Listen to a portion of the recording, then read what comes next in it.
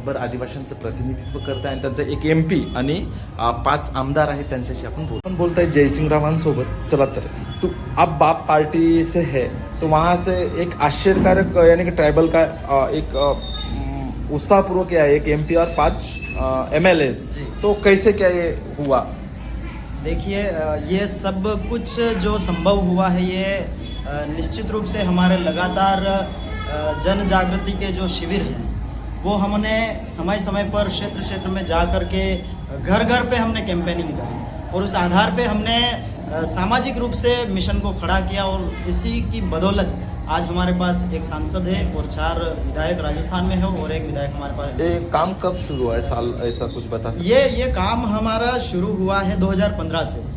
2015 से मानगढ़ की ऐतिहासिक पहाड़ी से हमने आदिवासी परिवार के नाम से हमारा एक सामाजिक संगठन खड़ा किया और उस सामाजिक संगठन में हमने सबसे पहला जो काम किया वो सामाजिक जन जागृति का काम किया, क्योंकि हमें पता था कि जो जहाँ पर राष्ट्रीय स्तर की जो पार्टियां हैं वो लगातार चुनावों में आती है और हमारे इलाकों में आदिवासी बाहुल्य क्षेत्रों में लोगों को वोट बैंक मान करके उनको कुछ औने पौने दामों में या फिर लोगों को खरीद फरोख्त करके पूरे स्तर की राजनीति जो है वो कहीं न कहीं कठपुतली बना करके हमारे लोगों को सदनों में भेज रहे। एक ऐसा देखा गया राजस्थान में कुछ पार्टियां अपने ही समाज की आई और गए और कुछ MP में भी ऐसा हुआ, यानी कि कुछ 5 साल बाद में वो दिखेंगे नहीं, ऐसा लगता कभी यानी कि लोगों को। तो इसके बारे में बाप के बारे में आपका क्या ख्याल है, आगे कैसे आगे की रणनीति क्या होगी? देखिए बाप पार्टी का जो सिस्टम है वो दरअसल बाकी पार्टी व्यवस्था से हट करके है,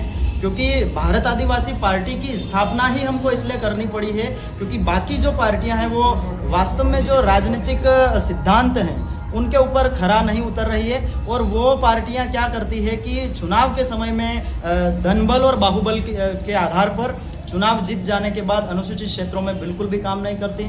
ऐसी अवस्था में हमको तीसरे मोर्चे के रूप में भारत आदिवासी पार्टी का निर्माण करना। मेरा लास्ट का क्वेश्चन है, महाराष्ट्र में आप चुनाव लड़ने जा रहे हैं, अभी ZP चुनाव आने वाले हैं, तो उसमें कुछ रणनीति है या आगे विधानसभा है और आगे के इलेक्शन से वो लड़ेंगे?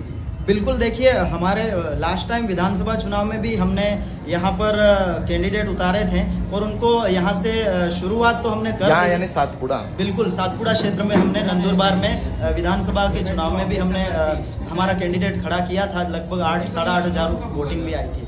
तो निश्चित रूप से हमने इस इलाके में हमारी विचारधारा और हमारी जो लड़ाई है उसको यहाँ पर हमने स्थापित कर दिया है और ये शुरुआत हो चुकी है। सातपुड़ा के अलावा जैसे नागपुर रीजन, इधर नांदेड़ है, उधर नासिक है, ऐसा कुछ प्लानिंग या कुछ है आपके दिमाग में बापा?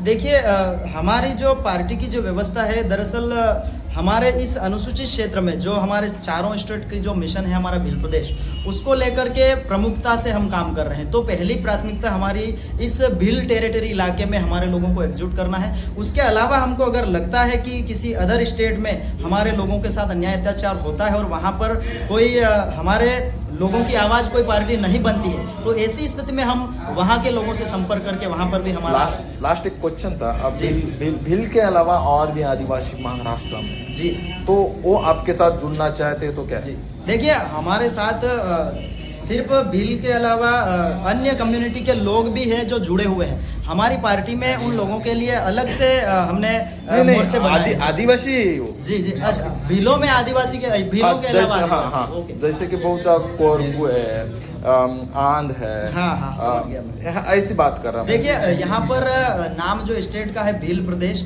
तो ये जिस तरीके से गुजरात का नाम पड़ा है गुर्जर कम्युनिटी के बाहुल्य से होने से, तो इसी प्रकार भील बाहुल्य होने की वजह से भील है, बाकी इसमें कोई भेदभाव नहीं है। जितने भी लोग हैं वो वास्तव में अगर हम ऐतिहासिक रूप से देखें तो धरती का पहला जो वारिस है वो भील आदिवासी है। भील कम्युनिटी सबसे प्राचीन जनजाति है अगर हम देखा जाए तो इसी से निकले हुए वे उपवर्ग है, तो वो हमारे ही अपने ही भाई है, वो कोई उनमें कोई विवाद नहीं है। हाँ, कुछ लोग अपने राजनीतिक फायदे के लिए अलग अलग पहचान और अलग अलग तरीके से उनको कहते हैं मोटिवेट करके उनको बांटने का काम करते हैं, लेकिन हमारा ये मिशन है कि भील कम्युनिटी जो है उनके अलावा जितने भी लोगों ने खुद को एक कम्युनिटी की तरह प्रस्तुत किया उन सभी को वापस हमारे घर वापसी करा करके उनको एक बड़ी सोच के तहत उनको जोड़ने की हमारी कोशिश है। धन्यवाद जी।